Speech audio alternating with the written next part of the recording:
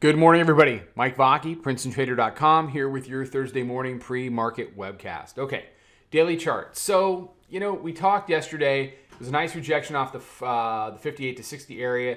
The bears had to keep up the pressure. They tried, and then they went ahead and created higher lows, 27.36s, 27.44s, and now we're back to having the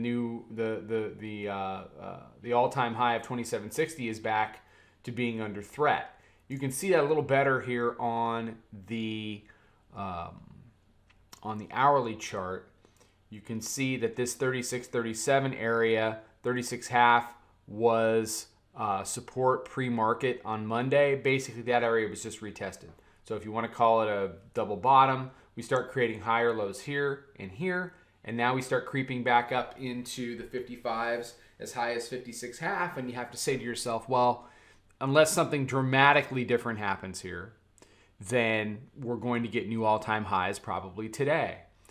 The issue that arose yesterday morning was they started to climb up off of the pre-market low, and we got up into the 9 o'clock, 10 o'clock hour, and then they pushed it down. They did a lower low here. That needed to be a little flag and a hard break. If the hard break would have held and this area converts to resistance, I think we end up testing the weekly pivot yesterday.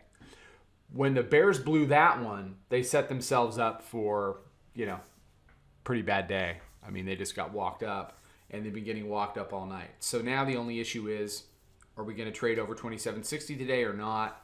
What the bears want to do is they'd like to hold it right here. You've got R1 just under 56.5.